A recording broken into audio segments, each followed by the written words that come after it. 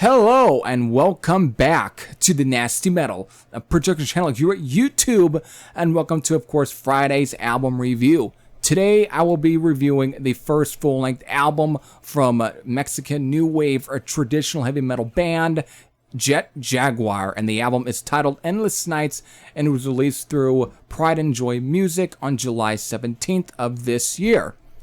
So, before I really get into any of my thoughts on this album, let's since I know most of you are probably new to this band or were also aware of this band, but for those who of course are new to this band and we're not familiar with them, let me bring you up to speed with, of course, Jet Jaguar. I already mentioned that they are a Mexican band. Now, they were formed in 2014. And of course, they have at least one demo and one EP. And if I am not mistaken, I believe LJ had showed their demo on his channel in the past, which of course was titled Call of the Fight. And I do also remember Hospa Metal show, of course, the 0 Hour EP, which was released in 2016. So, there's that. The other little fact about this band is that besides that their name is taken from, of course, the character which only appeared in the Godzilla vs. Megalon film, besides that, they of course were winners of the 2017 Wacken Open Air Metal Battle, which is really crazy that it took them this long to finally at least release a full-length album, because you would have expected after winning such a Battle of the Bands type of thing, they would have been given a proper, would have been at least landed a proper, record deal with any of the underground metal labels, such as either Stormspell or even High Roller, and maybe Shadow Kingdom, or just any of these kind of labels of Skull Records, you would have expected, but it seems like it didn't really happen. They are at least with Pride and Joy Music, so I guess there is that. Okay, I guess that now brings us to, of course, their first full-length album here, Endless Nights, which is also the first full-length album with, of course, new singer Max Mendoza, who, of course, debuted on the 2016 EP 0 Hour. Okay, so on to my thoughts on the album. So, Endless Nights from Jet Jaguar. Now, I know before I really get into my thoughts, let's definitely run down all the track listing for this album, which of course it consists of 10 songs and it all clocks in at 44 minutes and 11 seconds. So these 10 songs are, of course, Jet Ranger, Mr. Lee, Blinding Lights, ROD, which is also titled Race or Die, Tormenta, which is one of the few songs, or at least one of the 2 songs here that is sung in their native language. Up to the Top, No Surrender, Final Prayers, Nuncio Mas. I might have butchered that, but that's also the second and last of the songs that are sung in their native language. And of course, the final track here, 10,000 Voices. Alright, so within these 10 songs, I guess, what are the highlights here for me? I mean, this is a fine, solid, new wave or traditional heavy metal album, and it's definitely a solid debut for these guys. So, what are some of my highlights for this album? Basically consists of the opener, Jet Ranger, which is a galloping, energetic track with a rather, I feel kind of tedious intro, probably because of it seems like every one of these new wave traditional heavy metal bands, especially one of these that really want to try and capture that 80s feel, they've all seemed to want to now, and it seems to have been right now going on for a few years, and I think it's become a bit of a ridiculous trend now where they gotta have this little long fucking intro, and I know I'm also guilty of that on some of my stuff, but still, they always have to add this long overdue fucking intro that's supposed to be, you know, epic and so on. I mean, yeah, a few 80s bands did this, but the thing is, it was something that kind of was cheesy, but it added to the charm. This is one of those I feel that it just ends up being so forced because to the point to where you, because of such a long intro, you're almost also expecting something really cool and fucking badass, but the thing is, it's kind of, again, I mean, it's a good track. It's a good opener. But it's every bit of the thing that I expect to be from most of these new wave or traditional heavy metal bands since, of course, when the whole movement even became a freaking thing to begin with. And it just sounds just the same, to be honest. So really, with that sort of intro, what the hell is it really building up to? It's a decent melodic speed metal rocker that, again, I've just heard from every other band, and with an intro like that, you would expect something a little more cooler, but really, it basically just makes, like, what was the point of adding an intro to begin with? So that's just my whole opinion on the whole intro. I mean, it's cool and all, but really, after very many listens, you just want to get to the actual track to begin with. So really, it's a tedious fucking intro that really adds nothing to the track, to my opinion. And again, it seems filler just to kind of get the track to at least be 5 minutes here, or at least a little over 5 minutes. So that's my only little, I guess, one of my knocks on this album. But it's a fine opening track. Other highlights for me would be the track Mr. Lee, which is a rocking romp that kind of has a Motley Crue vibe to it, which is very cool and all. And again, it's an upbeat track, and I dig it.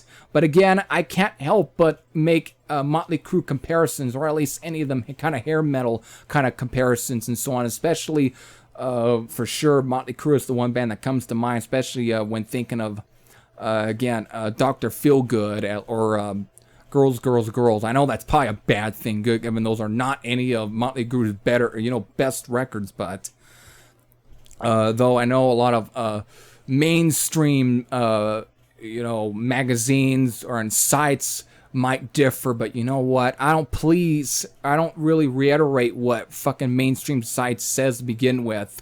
So those are not really any of Motley Crue's better material, but I just can't help but draw comparisons to those two. And again, it's a fine track to my opinion. I mean, I don't mind those two albums from Motley Crue. I don't want to make this a whole video about that, but it's again, I draw those comparisons, and it's a fine track. It's actually one of the highlights for me on this album. Another highlight here is, of course, is the only, and I will elaborate on that. I'll elaborate on that more within here, but this is at least the only of the 3 released singles for this album that is actually a highlight for me. That's, of course, this Up to the Top, which again was released as a single prior to the release of this album. This is a upbeat, anthemic, melodic hard rocker. And again, it does what it has to do, and it's actually a great track for me. I do dig this song a lot.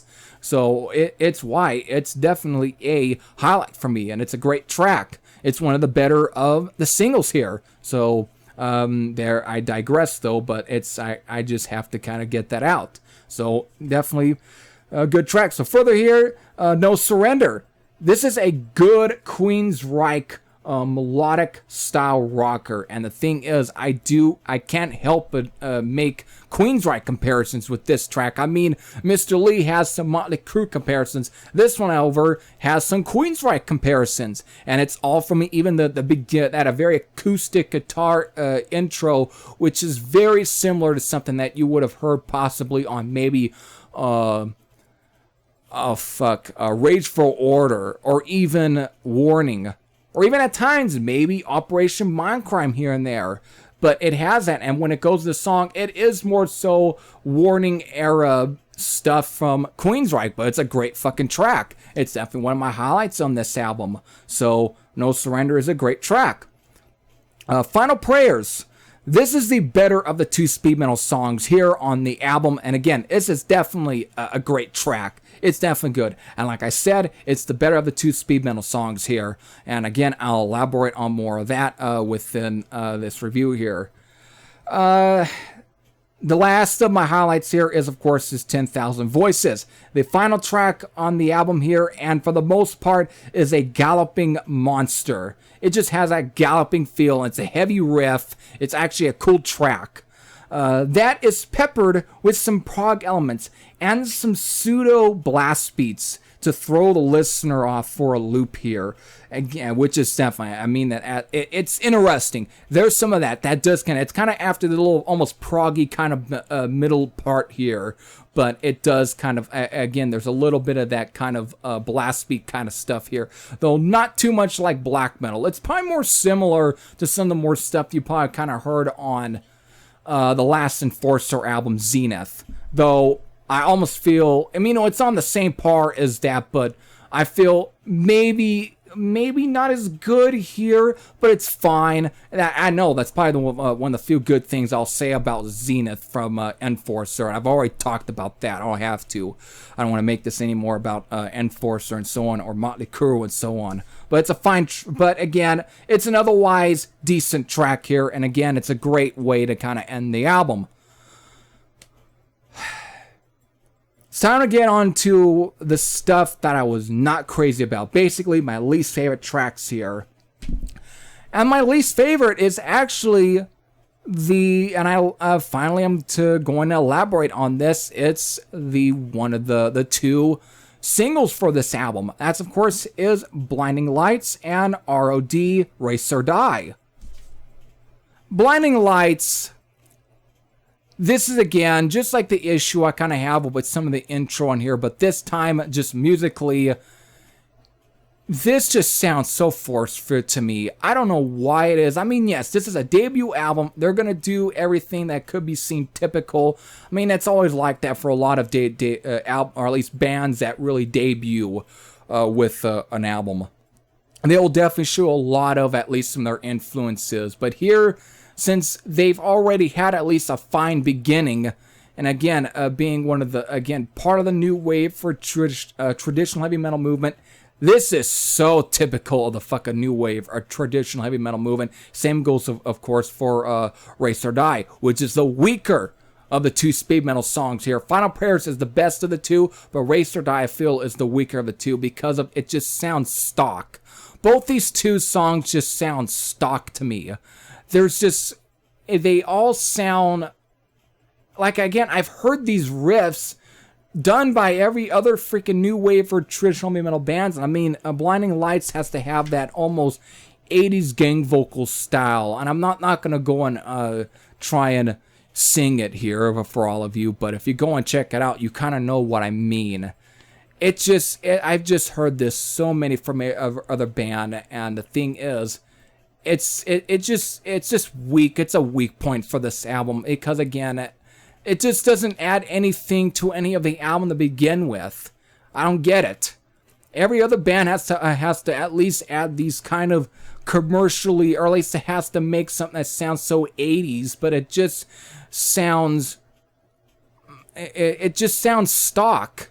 There's just nothing here that actually just that really does anything for me with this track. Same goes again for ROD, so I'm not going to drown out any of this review, but these two are just some of the weak points for me. I know I'm not making the best of sense, but if you really check these two out, you kind of know what I mean. All right, so there you go. There's my review, of course, for Endless Nights from Jet Jaguar. So my rating is actually a 7.80 out of 10.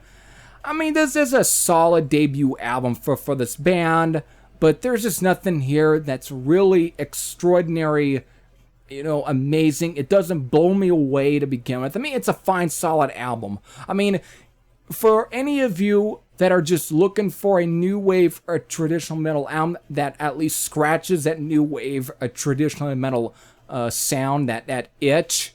This is a fine album to check out. But as far as an album that you're looking for that is gonna at least that's gonna blow your socks off, I don't know if this is one of those albums to begin with. I think if anything, if you want to at least hear an album that's a new wave, a traditional heavy metal album in 2020 that actually does what I'm trying to I'm talking about, that does kind of that is at least really good. Ambush's Infidel. That is a great fucking album. And again, they were one of the 2014 as well, but they just have a way of just doing things I feel is at least better. So, I mean, it's a fine record here. So there you go. If you're definitely interested in checking this album out, because I think you're probably gonna find something solid with this album. Definitely, I'll link you to, of course, their Bandcamp page, and of course, you probably could find this on YouTube anyways to probably check out. So with that, I hope all enjoyed this Heavy Thrash. I'm out, and I'll see you all later. Take care, everyone.